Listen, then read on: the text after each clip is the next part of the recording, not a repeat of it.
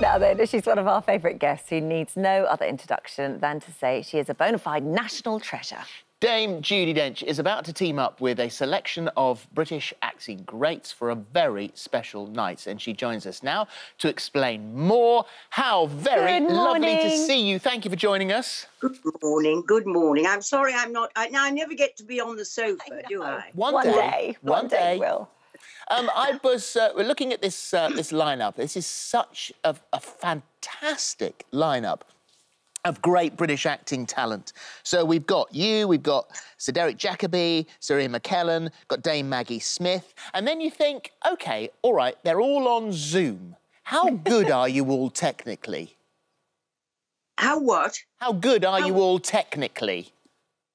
Oh, hopeless. I'm hopeless. I can't do anything. I don't know. I barely know what a microphone is. I mean, I'm completely amateur, I am. So do you think do you think they're all going to be able to find a way to get themselves actually on Zoom? I doubt it. But we'll try. And we have Ken Branagh going to oversee us all and conduct us, I think. So it'll be OK.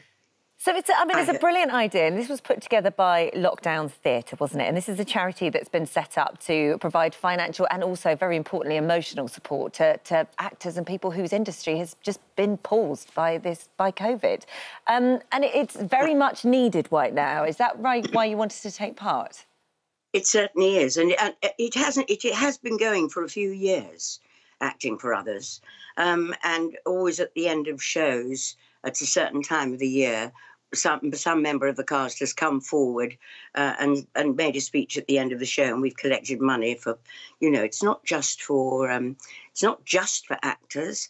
It is for all those people in the theatre, all the crew, all the stage doormen, all those people that you don't see who now have no work, and at the moment no prospect of work. And that's terrifying, isn't it? I mean, who would ever believe that our mighty theatrical industry would ever be in a situation like this? I know, and I mean, during this lockdown, I think all of us have turned to watching films and watching television and being entertained. So it's not like it's something that isn't deeply necessary. It's just, I hate to think of theatres being empty too. Yeah. I mean, just the being empty, I don't like the thought of it. And also, not just that, I mean, it's tough for everybody, but especially for those who have just, you know, graduated from theatre school or drama school, and they're just sort of starting on that first step of the ladder in this industry, to find that the doors are shut. I quite agree. And having, come out, well, it's everybody, people leaving university and people just having done their training and having all those prospects and being excited about it, and then the job not being there. And as far as you know, even the prospect at the moment of the job not being there. Yeah. Well, this is why you're doing your evening. This is why these high-calibre stars are all together. And now the great thing is you're all friends, so I'm assuming that you've all got stuff on each other. That's what you're after, is it? Yep. I'm also assuming that Ken Branagh's got quite a bit on you. Yes. Yes, he has. I've just worked with him for the 10th time. So he's got a lot. Gosh, I hope he's not going to dish it all, I must say. Yes, I suppose it's good, but I hope I hope there are going to be some quite, normal conversations and a few jokes. These are very long friendships that you've had. I mean, it's Dame Maggie Smith, you met each other in 1958, wasn't it, when you were students at the Old Vic? Yes. So this has spanned a lifetime that you've known one another, worked together. We were both in the company together in 58 at the Vic. I went in 57 and Mags was there in 58, and we've worked several times, television, film, and I've worked, for 10 times with Ken. And I've also known and worked with Derek in Murder on the Orient Express. And Ian and I have done lots of things together. The Macbeths and another play which I can't remember the name of. He would remember. You've done a few. You've done a few. You've done a few. We can forgive you for that. What's lovely, well, I mean, when you read the stories here, and there are lots of stories that I know are going to be told on the night, and it just seems to me that what binds you all together is a brilliant sense of humour. Well, Philip, I mean, I think it's an essential ingredient, because if you don't have a sense of humour and you can't laugh at yourself and you can't laugh at kind of mistakes, then you're in a way lost, I think. And so many things often go wrong, and it's not just things that go wrong that you laugh about, but situations you find yourself in, and somehow a sense of humour can get you through, I think. It's such an important thing. I was reading this morning in our brief we got, and you think, because someone like Sir Ian McKellen, you can't ever imagine within his career ever that he's ever made a mistake or mixed up his words or got something wrong, and yet he did, even he, and it was in Macbeth with you.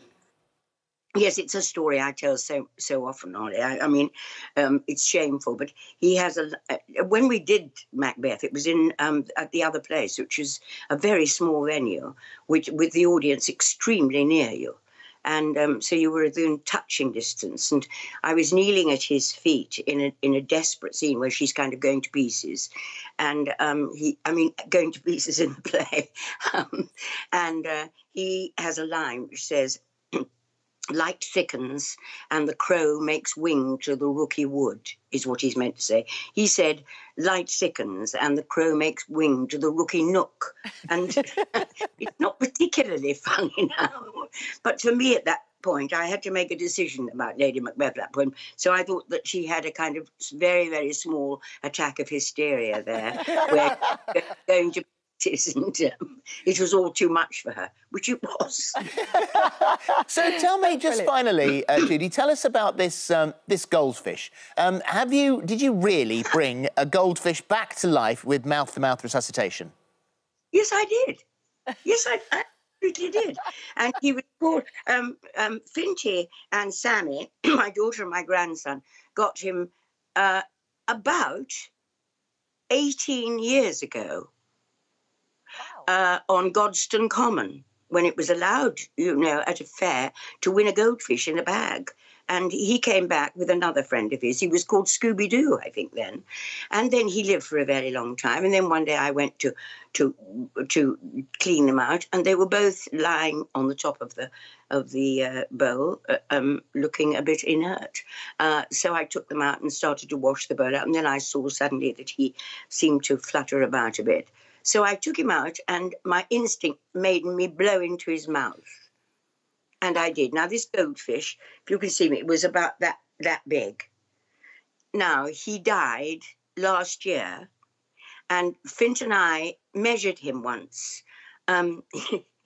We measured him with a baguette, and he was about, well, I expect my hands have gone off the screen, but he was about that big. He got back that big. Oh, my God. Wow. That's a big goldfish. You must have had a big tank. It's a big chap. Yeah, but that's fantastic to have brought it back to life by blowing into its mouth. I know. I brought a fish back to life once for my girls with a cappuccino whisk. That's right. I remember you saying.